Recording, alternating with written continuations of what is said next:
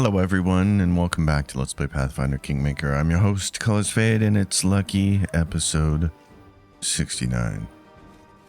We're in the capital, and we just stepped outside, and the Hell Knight of the Rack is giving our people a hard time. Where did you meet Dwarven? Speak, or I'll skin you alive. You'll skin nobody alive here. I don't know, the citizen says. I don't know anything, I swear. I've never heard that name before. Please don't beat me anymore. Stop this immediately. I didn't give you permission to beat my subjects.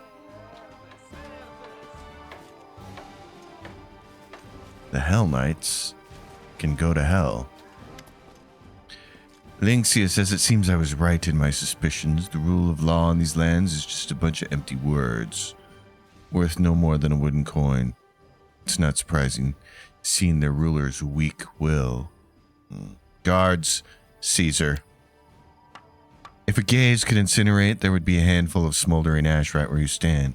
Hell Knights, we are leaving. We'll continue our investigation somewhere else. I'm gonna enjoy killing her. Don't get in the way of the order of the rack, Baron. This is my final warning.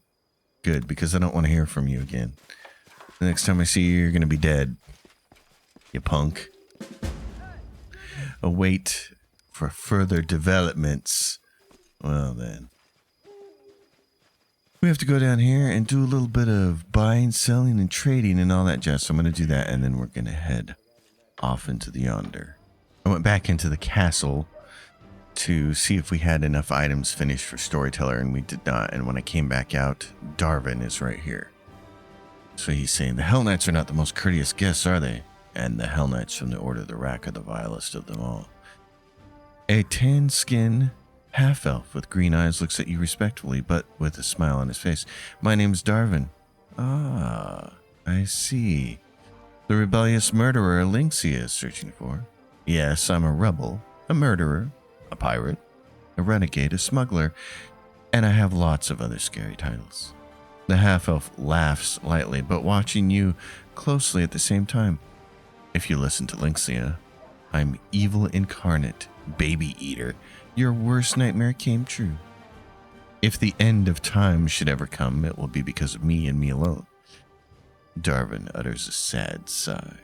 Of course, all of Lynxia's accusations are false. That is to say, they are not entirely true. It's true I am involved in this story, but my sins are not so great as they are thought to be. Tell me your story. It is so long I don't even know where to begin. Although I guess you're only interested in the things I have been accused of. I did in fact kill a Chelish noble, and I participated in a rebellion. But all of this happened by total accident. I was captain of a ship that sailed the inner sea. We traded with those who were stronger than us, and raided those who were weaker. Just regular life for a man of my profession. One day we stopped at one of the Chillax ports, and that's when it all started. I caught sight of a certain Chelish noble, who for a long time been number one on my kill on sight list. So I challenged him to a duel, and he was too stupid to refuse. I dispatched him, only then to learn that he was a distant relative of Cheliax's crown prince, and besides that, the lord of the surrounding lands. And of course, no one in the area was all that fond of him. After his death, a rebellion broke out. That's nothing new for Cheliax. As his accidental killer, I was named the rebellion's leader. But I assure you, I fled the first moment I could, leapt upon my ship and set sail. A month later, I found out I'd become the main reason for a great tragedy and an enemy of the Chelish people. So what did this Chelish noble do to make you so angry? Once, long ago, before all this rebellion nonsense, I used to be a simple sailor who served the Taldorian merchant fleet. Good old times. Dwarven squints dreamily, continuing to watch you closely from under his half-closed eyelids. The blazing sun overhead, a salty taste on your lips, the squawk of seagulls calling you forwards, ropes squeaking in the storm as you fight against the sea itself, winning in the end. And of course the line of the land on the horizon, when you know that tonight You'll have a mug of rum in your hand and a smiling girl to share it with. But all that came to an end when once a certain churlish noble decided that he liked our goods, but didn't like our fleet. I survived the battle, barely. Clinging to a piece of driftwood lost on the open sea like me, I swore I'd have my revenge.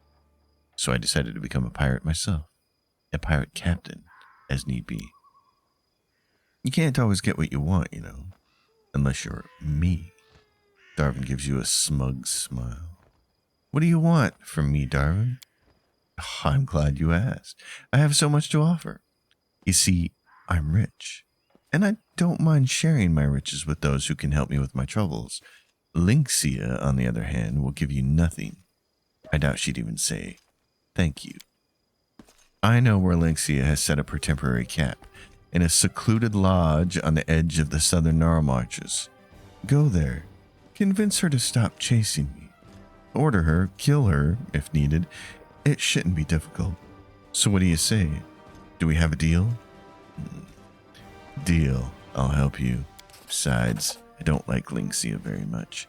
Or the Hell Knights. I'm so glad to hear it, Darwin says. His smile remains as smug as before, but you feel a hint of relief behind it. Please deal with Lynxia as soon as possible. I'll find you after you resolve this situation. Very well, my friend. We'll go get rid of Lynxia. I don't have a problem doing that. Oh, but that wasn't why I came here. I noticed that I had a few items in my main storage compartment, and most of them were garbage. So we're going to get rid of all this stuff. Except for, here we go. We're going to check one thing. What are you wearing? You're wearing just what? Regular old chain shirt? Chain mail +2. Does this give you better armor class? Yeah, because what's your AC now? 22? And you're 25 with that? Hell yeah, brother. Let's hang on to that. Scale mail +2. Hide armor. Yeah, the scale mail's not better. It'll be one less, right? 24? Yep. Okay. So that's cool. And we gave the dragon scale plate to Haddam. So he's got that. She's wearing nothing because that's what she wears. And I put on this fire robe of fire because fire aura. So it'll make me resistance to fire for 5. It's not much. But what the hell? And nobody else really needs any plate. I have nobody else wearing plate. This is one of the things that baffled me a little bit about this video game.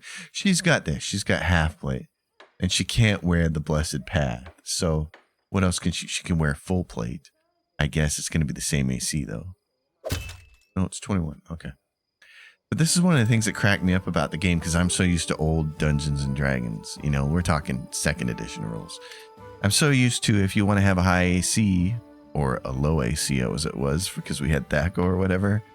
I'm just used to you having to wear plate. You have to wear heavier armor to get it. And the rules have been skewed so much now that there are so many builds where it's better to not have armor, which just still seems weird to me. It's like it's plate, but your naked butt deflects better. It's such a funny system. But anyway, we'll sell all this stuff. Chainmail +2. Wait a minute. What are you wearing there, Goon? Didn't I give that to you? Oh, you're wearing this? Oh, no. Okay.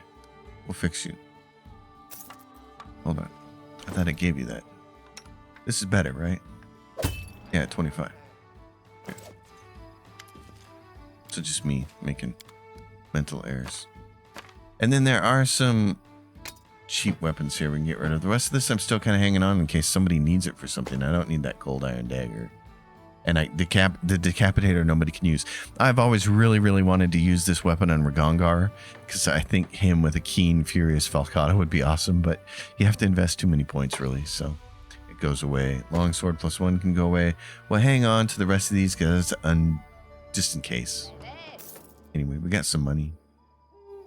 So let's get out of here. Let's go do some things. Let's go adventure with our party.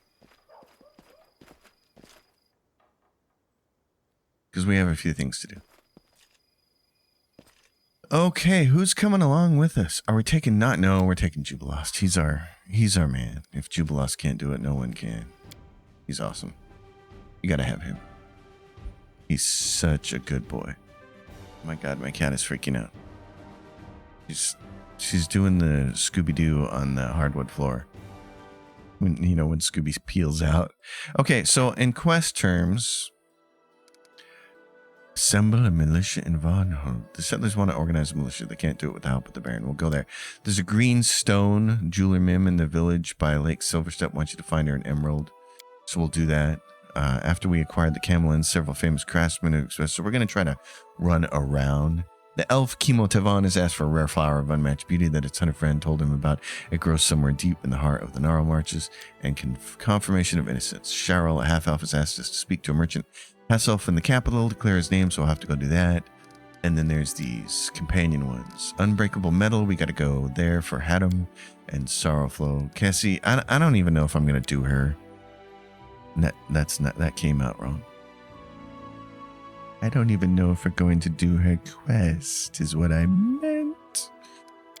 And then Blood Colony. Okay, so Lake Silverstep. Candlemere Tower. Explore the Candlemere Bloom. Swamp, which is what? There's a flower there. Secluded Lodge, which we want to do later. I'd like to get one more level before we go do that. The Lost Dwarven Fortress is up there.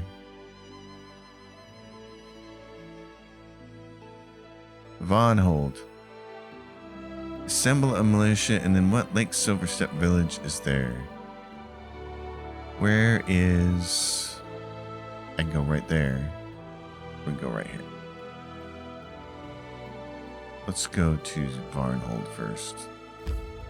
Teleport to Vonhold.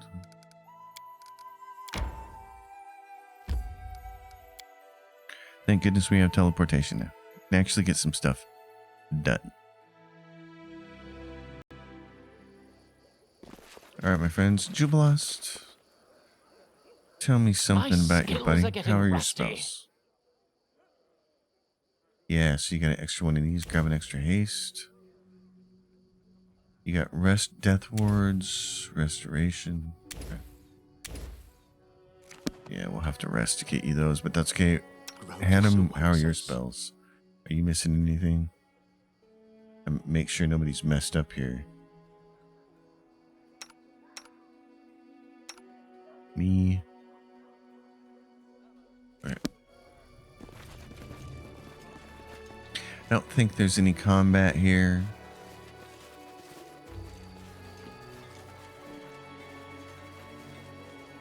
For this event, I think we just have to show up. Varnhold, it's back to being in one piece here. The people are back.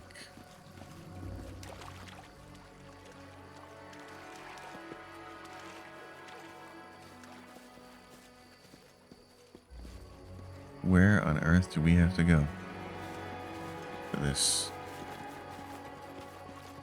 Are you kidding me? Right there. Okay. I should have looked at the map first. It's all right.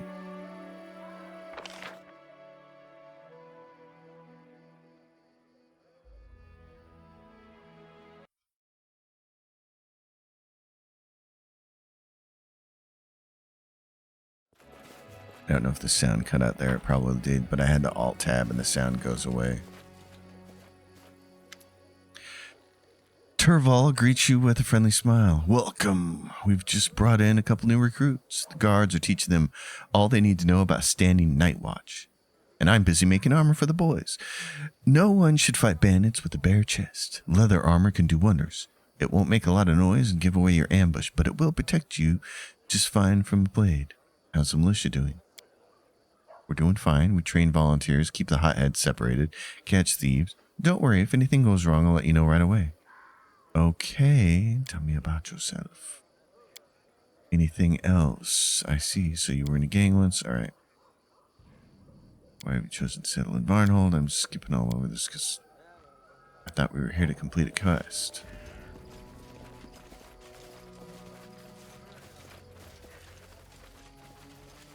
It's a fisherman. I'm here to complete a quest, people. What's going on? Okay, that's interesting. So, assemble the militia. The settlers want to organize. It's cool that they want to organize, but where the hell are they? There's a merchant here. What's he got? Show me what you have. He's got a scroll of controlled fireball. Nice. Some food items.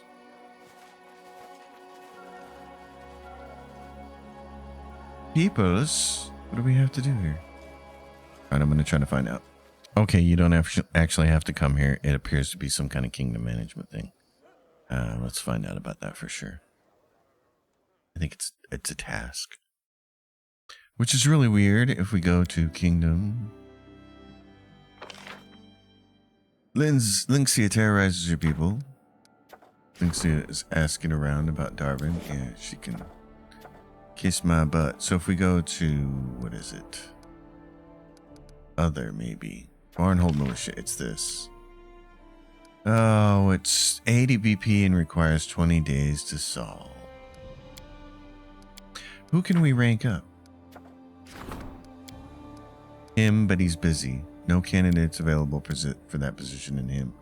Okay, let's just do the Varnhold Militia then. Open guard headers. Keston Garrus is valuably holding back their monster invasion. Honors actions by naming a new guard headquarters after him. And that takes 20 days to solve. Let's do the Varnhold Militia first. For 80 PP, we have 82. Okay, now where do we want to go? I think we need to go to Lake Silverstep Village. So let's teleport to Silvershire. And then just roll over here. Wait a minute, hold on. Go back here. She's not in here, is she? Let's make sure she's not in here. Because she might be. Who am I looking for here with this emerald? Greenstone, the Jeweler Mim. Jeweler Mim, are you part of this? Guard. There she is. Mim, here's your emerald. Look at that color and the size. An excellent item. Finally, I'll be able to bring my idea to life. Wonderful. I'm ready to remain here and work for your grace. I only need a place to live and work. I've brought all the necessary tools. All I need is 4 walls and a roof and a salary, of course. I do need to eat, but I'll make it up to you. Okay, so here we can cross the task off our list. Well, that's good. We can rest here too, can't we? Yes, we can. So all his spells should be alrighty, Rue? Oh, excellent. Good. We get a free rest here. I love it. No camping supplies necessary. Being able to teleport. So game changing. It needs to happen earlier. In that case, what is it, Silvershire? Can we build Mim's thing here?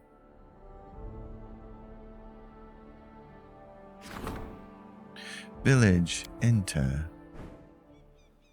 What do we have to build? Constructed, purchase BP. I'm not worried about that. Constructed. Build. Do I have Mim's Jeweler Shop? I need 30 BP. Okay, purchase BP. Let's buy like 100. Let's buy that. Alright, now you gotta go view, build again. Mim's Jeweler Shop. Where can we put it? Right there? Next to Smithy. What's it say? +1 to an economy adjacent to a tavern or a longhouse. Oh yes. There you go. And a tannery for free. 1 BP per week. There's more. Well, 1 BP for free. Okay. You guys are gonna have to deal with the stink. It's free. It's free, but I can't. It says no. Tannery for free. If there's more than 1 tannery in the settlement, the additional one gives a -1 penalty. Community can only be built in a separate slot. Oh, okay. That's why. Alright, so that's done. So that's done. In that case, let's look at what's next on the list. Flowers in the swamp. Okay, we need to get down to where? Right here, South Nora Marches. Troll Keep. Let's go to Troll Keep.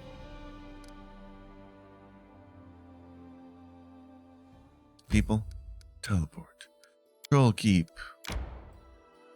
Yeah, the Swamp Witch's hut. We find this flower. And there's the secluded lodge.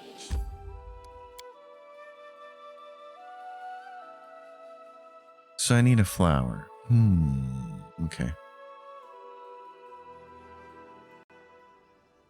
This map should be clear.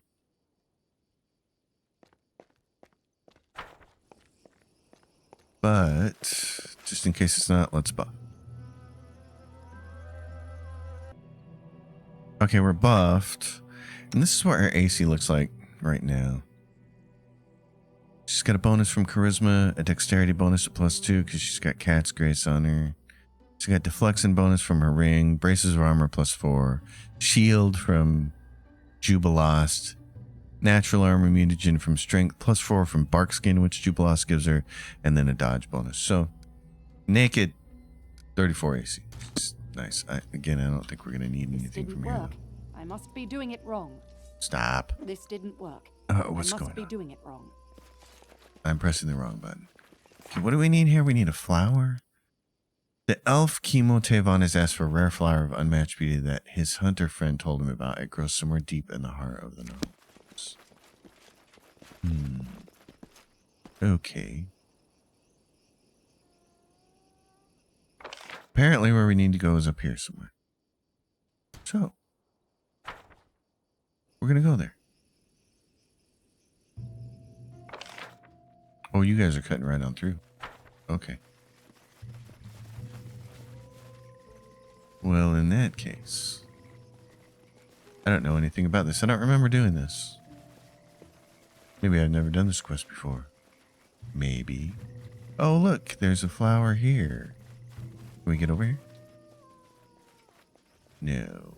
How do we get over here?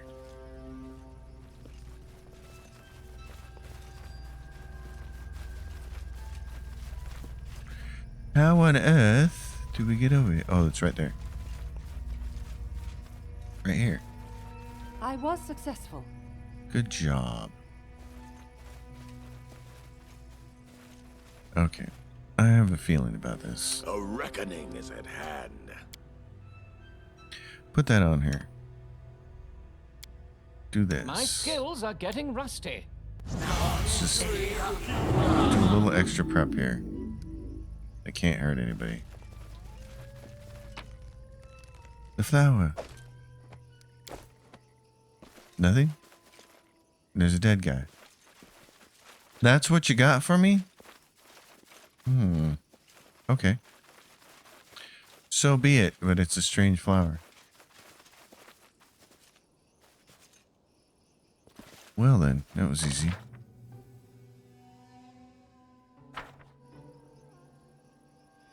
We shall exit out of there then.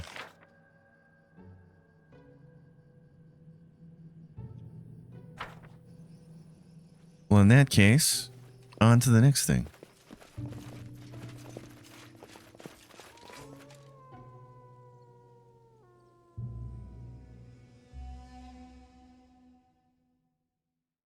So what else? We have that confirmation of innocence. We have to go back to the capital for that.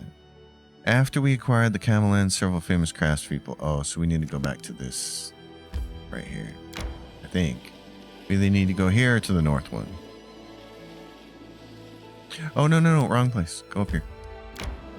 Go keep. Enter. I also need to make sure I'm gathering all the resources. So what do we have here? We have a trader, Trader Joe.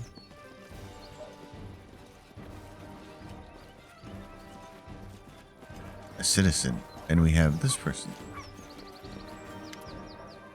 A young woman catches her eye. She looks like she has come from far away. He approaches you with a dancing gait and addresses you, speaking in an unfamiliar drawl. May the perfect human protect you. I'm happy to meet you, O worthy one. My name is Shania, but you may simply call me Tulip, as all my best friends do. Ever since the sun rose today, I have had a feeling that I shall take part in a grand encounter, one that shall change our fates forever. And lo, it is so. Praised be the perfect human for his gift he has bestowed upon these eyes that see the future. I see. What's next? You, O worthy one, can help me find my calling. I am beset by doubt. What if, by choosing the path of Master Smith, I am making a terrible mistake? After all, I, Shania, the Tulip, have seen many wonders, the likes of which your humble realm has never heard of, and I wish to recount them. But alas, I cannot write in your language. For this reason, I require a writer and a worthy one. I have witnessed Master Chukuk cover emptiness in tattoos, and a human grew out of them. For these patterns were so intricate and deep that the ink became more important than the flesh. Trust me, for I have woven the tale of these events myself. Perhaps I have been destined to become the muse of a great writer.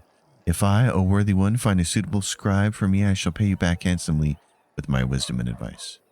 Jubilost is a renowned scholar and author. Talk to him. Let's see, then, how learned this man truly is. I hope this esteemed opium inhaler will enthrall me with the depth of his knowledge and the richness of his verse. I greet you, O most worthy opiumist. I have heard much of your wisdom. Now lend me your ears, and I shall tell you a story that... Just a moment. Why on earth do you call me an opiumist? Who came up with that? Well, it isn't every learned man supposed to be an opiumist. Back in Vodra, I met many noble and illustrious scholars. Each and every one of them inhaled the smoke of opium, so as to lose his mind, that the surrounding world with its lowly impulses would not distract him from his scientific endeavors. I have noticed how empty your eyes are, and Never have I inhaled anything. nor do I intend to. And I find it highly unlikely that a whole caste of intellectuals would willingly expose themselves to such substances in order to lose their minds. It is true, as the fact that the fastest black genies can outrun light beams, thus evading the touch of the sun, which is fatal to them. Trust me, for I have seen this with my own eyes. It seems to me that you are spinning these wild tales on the go. I very much doubt they have anything to do with your actual travels. I have no interest in such things. A Jubilost turns back in anger. Perhaps I'm not as good at telling stories as I thought. After all, putting the events of the past into words is not quite the same thing as witnessing them. Perhaps I chose wrongly when I decided to become a muse. Until I can answer this question, I shall remain true to the calling I've always pursued, weaponsmithing. If in your kindness you could indulge me once more and grant me a workshop in these lands, then I swear to you I shall make for you truly miraculous weapons, the likes of which these lands have never seen. But for now, let me tell you a story that our conversation reminded me of. This truthful story was divined for me by a woman who had eyes on the palms of her hands. Once upon a time, the sorcerer Maka Abakara decided to become immortal. He started living his life with such purpose and determination that his essence would be imprinted on all of his future incarnations. Maka studied the arts and became a great conqueror. He consumed the flesh of his enemies and servants to gain their strength. At a feast, Maka once swallowed a whole tiger, and the beast's rage and hunger burned in his veins until, consumed by it, he ate himself. Years went by, and a young prince by the name of Parusav Vagba destroyed Maka's empire, slaying all his generals. For Parusav was a reincarnation of Maka, bent on restoring the empire to its true glory. Eventually, Parusav was defeated in battle, and his empire died with him, but it was Maka Abakara who spawned the terrible race of Rakshasa, cunning beasts, half human and half animal. Trust me, for I have met these creatures many times. Maka always dreamed of leaving a mark on the world, and he did, but not in the way he expected. It was not on the battlefield that his name became immortalized, but in bed, surrounded by concubines. Each may be mistaken in choosing their own path, even the wisest of all. Perhaps I am destined to be your advisor, O most worthy one, or your lover. Go now, for I need to be alone to think upon my words. Yes, you do, it sounds like, and it certainly sounds like you have been smoking your most favored right there. Okay. Well, somebody was at the opium pipe, weren't they? Goodness. All right, let's do this then. Control the giants. Opportunity is gone. That's fine. Opportunity is gone. Don't care. Don't care. Now, way down here.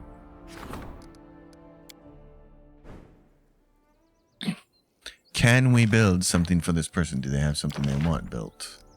What do they need? Shiny shop in each 30. Okay, but we don't have any more. We'd have to destroy something. Tavern, armor shop, herbalist's house, a shrine, divine and loyalty. Bulletin board, teleportation circle, and a smithy.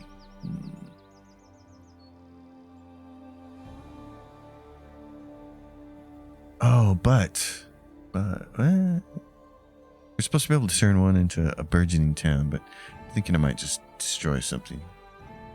Sell. Yes, let's sell that here. Let's do that, and we'll give you, not the tannery. Where is her thing? Right there. There you go. Build that. All right. Next. What else is on the list? The flower in the swamp. We got confirmation. Artisans in the Camellands. We might have some up north then. There's the North Neural Arches, and there's that place. Let's teleport to there then. Teleport. Camel steps in the Camellands. What? Right there? Wait a minute. Is that what it said? Camellands. Oh, yeah, it is. Okay, I was getting it mixed up with the Gnarl Marches. So here's why that happens. It's not going to make any sense to you people. And it makes sense to me. I have what I like to call partial synesthesia. Now, if you don't know what synesthesia is, it's when people see letters in color. I associate colors with letters with the first letter of every word, especially with names. It's really prominent with names, and I have a complete color code, and it's the same for these letters are always the same. They don't change. So a K and an N are like slightly different shades of a dark red, and that's why I get them confused. If your name begins with an N and somebody else's name begins with a K, they can be very different names, but my brain, because it sees the color first, thinks they're the same. Because I'm not thinking about the rest of the letters and what the name is. I'm just like NK, dark red. And it's kind of like, it's really close to this, like that color right there. And so, for instance, an A is a much brighter red. And so is a J. And then there's the N and the K. So there's a lot of red. And so it becomes really easy for me to get things mixed up. Just so everybody knows. Vadask the Wild Fist, an elderly half-orc, looks at you without any friendliness. His clothes are covered with spots and he looks exhausted and sick. What are you looking at? Can't you see Master Vadask is not well? On my last legs. Go along, leave me to my unhappy fate. Excuse me. Jeez. What happened to you? What happened? It was a calamity. I was going about my business and then fell ill, cut down by a fever. I'd been burning up for 3 weeks. I thought I would die more than once. A local merchant saved me. Kind soul, damn him. He saved me, but not for free. Took everything I had as payment, even my precious work tools, the last of my treasures. I'm useless like this. What good am I to anyone? But if I got my tools back, I'd be quite all right. I used to make such weapons and armor. They sold faster than I could make them. But without my tools, I'm useless. If you try to use a regular hammer to forge like I do, you just ruin a good thing. I'd bend the tongs and wouldn't make anything worth putting my name to. That trickster got everything I need. The half-orc pierces you with his angry eyes. Listen, I can tell you got money. Maybe you need an armorer. If you help me, I'll serve you. I'll make formidable weapons for you. Ones that just beg for enemy blood. But first I need my tools back. Alright, what's your name? Vadesk. Vadesk the Wild Fist, they call me. I was once an armorer and weapons maker. I'm more of a corpse than a master now. Some evil people took everything from me. Yes, okay, I won't distract you from your woes. I will distract you from your woes, actually. So do I need to build something for him here? That's what I'm assuming. Okay. Weaponsmith tools must be purchased from the vendor. Okay, so I have to actually purchase them here. It's this fool. This is so odd. Such an odd quest. Okay, is it under special things? Camp supplies. They got camp supplies here. That's nice. Badass tools. Well, at least they're cheap. How odd. I would have thought it'd be a quest out in the wild somewhere. You'd have to track him down, like when Jubilost got waylaid, you know. Here are your tools. Can I have them back? Really? Thank you so much. Well, now I'll be all right. I'll have food on my table. I'll get rid of this damn fever, and I do what I promised my children. And I'll keep my promise. Give me a place to set up a shop, and I'll work hard to repay you. You better. Okay, tasky, crossy off of the listy. Fix that place.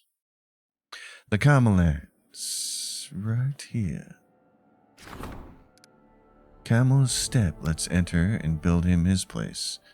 Alright, what do we have here? You got a separate spot over here. So can we build him his thing? Badass weapon shop. Doink. Thank you. That's nice. That's done. I like that. Okay, next.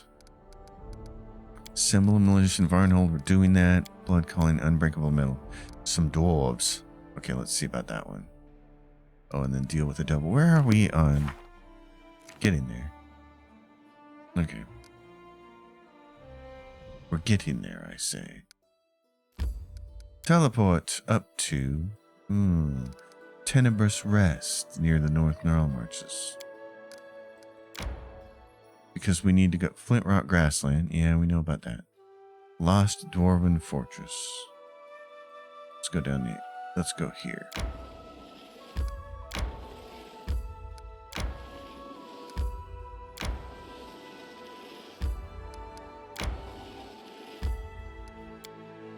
What's in here, my good friends? What shall we find here? Oh, this looks interesting. Okay, everyone's tired. You cannot rest here. Then I'll rest outside. I'll sleep on the sidewalk. More strength fades. Yes, it does. Hunting is required for rest. The rest will take some time. Go, hunters. Oh, and we have special rules. Let's see who does something better. Jubilost, what do? You do really good as a watch order. You also do really good at cooking. Oh, how much fun is that? Okay. What do? You're a +1 to watch, and you're a +0 to watch. You can polish your armor. Alright. Summer, I got the stealth. You're fair at hunting. How's Jubilost at hunting? He's at a -1. Okay, definitely not a hunter. Alright. What's your stealth like? +5? What's my hunting like? Nothing. We're switching you back. Okay, do this. I was thinking, Lindsay, maybe when our journey is over, I'll need, let's say, a secretary. Someone smart who can write down my invaluable thoughts. You mean me? Oh, I don't know. Of course, you are a bastion of science, master of the quill, and so on. But I'm kind of used to writing whatever I want. That was a very polite way of handling that, Lindsay. Good for you. I didn't realize Jubilost could cook so good. We'll have to save the food we run across so he can make things. Okay, we're going to buff. Alright, we're ready to go. More or less. What's in this troubling place? A dead person. Oh, goodness. What is this thing? Whoa, there's people trapped and there's a golem here. Look, help has arrived. Yeah. Okay, great. Time for fun. Oh boy. What is this thing? Serves you right. It's an adamantine deserved golem. it. Dang. Okay. Well, Lindsay, why don't you haste everybody, because we're going to need it. And then sing us a song of greatness. You can kind of get, yeah, right next to her. You're going to want to be right there.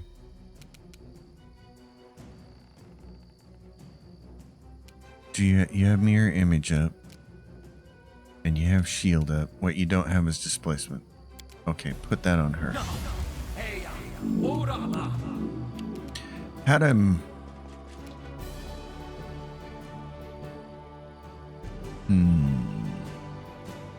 What do you want to do here, bud? Let's not do anything yet. Let's wait.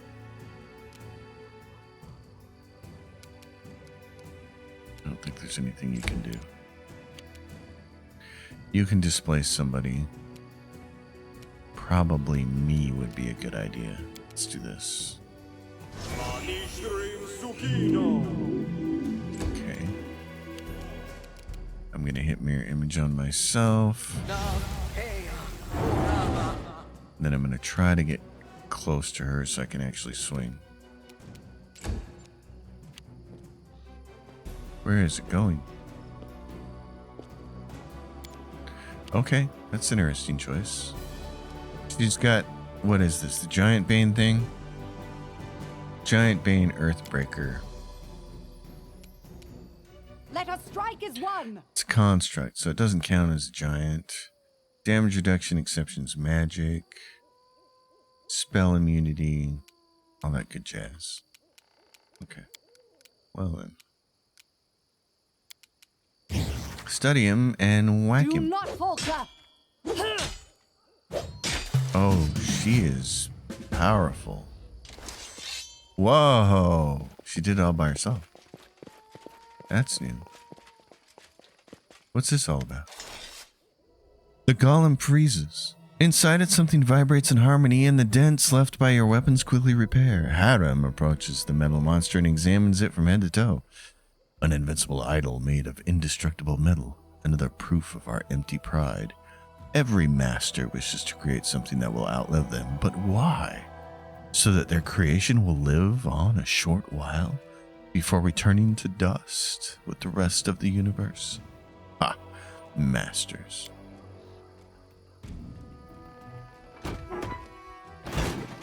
Ka-chunk. Haddam pulls the key. To his surprise, the whole lot comes out of the golem's body along with the key. As Haddam stands amazed, the monster falls to pieces, as if it were made not of the strongest metal in the world, but of rotten wood.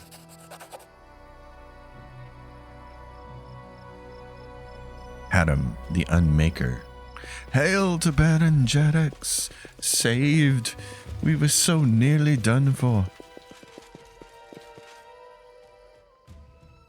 One of the dwarves, clearly their leader, a gray-haired man with a massive symbol of Torag around his neck, jumps down from the hillock where the dwarves climbed to escape the golem. He looks at Haram and what he's done, astounded. How? How did you do it? That's impossible. Impossible. I don't know. I don't. Haram, you've broken metal with your bare hands before. What? When did that happen? Oh, wait. Are you talking about the anvil? Yes, I did do that. But why? I asked Grotus what it meant, but received no answer. Adam pensively wraps his beard around his finger. Who are you? The dwarf turns to you and bows ceremoniously. Forgive me, your grace, the surprise made me lose all my manners. My name is Jarmold Skeggy, paladin of Torag and the leader of this group. On behalf of our whole clan, I thank you for your help. And you must be Haddam, priest of Grotus? I've heard a lot about you and the unusual path you've taken. I'd like to speak with you. You would like? Well, I wouldn't like to even see you. We have nothing to discuss. This is just what I need, to listen to another sermon about Torag's greatness. The paladin replies to Haddam's indignation with a humble bow. I am not so arrogant as to preach to a priest. Your faith is your choice. I am not one to question it. I only wanted to know more about your spiritual journey. In response, Haram only sniffs with contempt. Well, anyway, are you safe now? Yes, Your Grace. May Torag bless the soil you walk upon. You saved us. The Skeggy clan is in your debt. Alas, we have no treasure to reward you for your kind aid, but that is only temporary. Believe me, when we find a way inside the fortress and recover the legacy of our ancestors, you'll see that no one can accuse the Skeggy clan of stinginess. Ah, typical gratitude from Dwarven clans. Just so you know, Jarrett, when they say they're in irredeemable debt, it really means they're just never going to pay. Haram sneers bitterly. Look at them, Jaddix. Here they are, true children of Torag, greedy, conceited, unable to see beyond their own noses.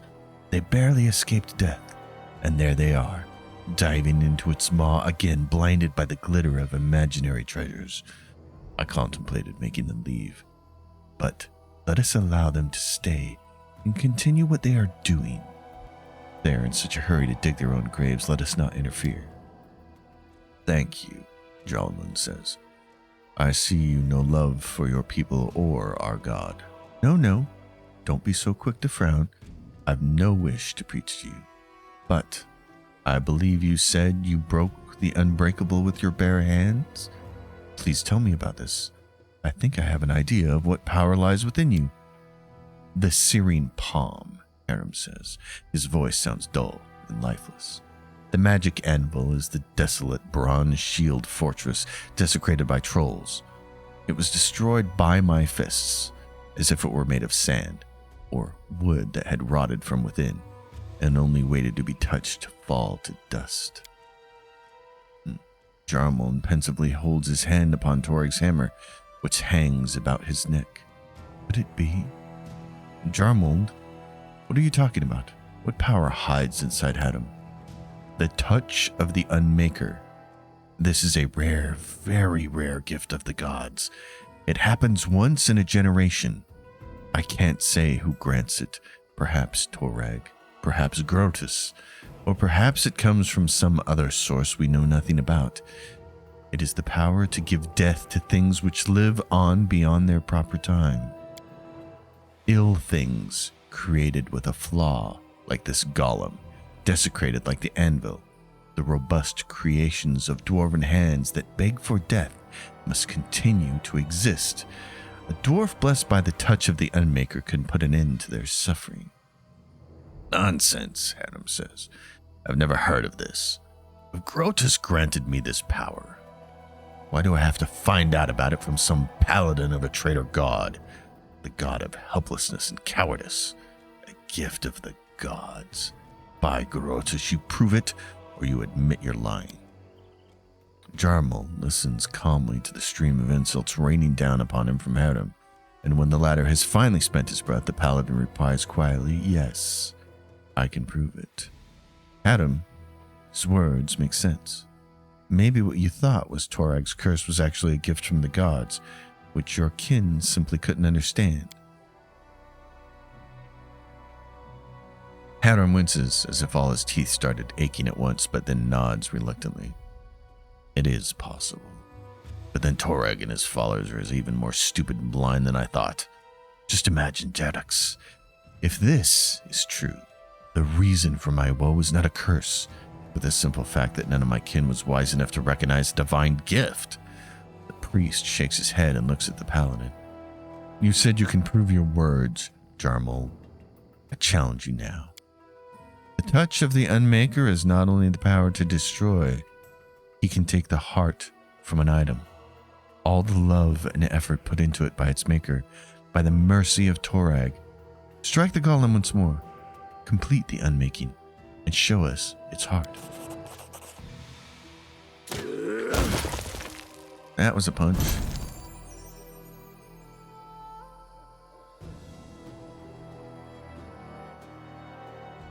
Hadron looks gloomily at the quiet golem, then shrugs and smashes it with his fists. Golem falls to fragments with a pitiful clink. Leaning down to search through the pieces, Hadron takes hold of the shimmering blue jewel. He examines it, then turns to you. The priest's face is sad, baffled. There, a gift from Torag. Be he damned. So what's next? What do I do with it now? So you can get gemstones from different broken pieces of iron? Good for you, you'll be rich. Such a pragmatic young man. However, I'm afraid the hearts of artifacts have much more value in one piece. If it's a gift from Torag, then give it to his servant. Harum hands the jewel to Jarmold. Heart of a golem. Thank you for telling me of my gift, Jarmold, but do not expect it will reconcile me with Torag or with my people. If you find a way to make good use of it, fine. If not, it doesn't matter. You can keep looking for the entrance or go back to your mountains, I care not. Jarmold lowers his head. Thank you, Harum. I will make good use of this gift. I am sorry that everything turned out the way it did, but I respect your decision and won't try to convince you. Farewell. Adam turns to you. Gifts from the gods. Curses from the gods. I'm starting to think it's the same thing. But thank you for coming here with me. I probably wouldn't even have talked to this jar mold on my own. But now I have much to contemplate. Let us go, Jedex. Let's leave these skeggy to do as they will. And that is that for now. Unbreakable Metal. I have a feeling we're going to be back here, though, from what I recall of the game.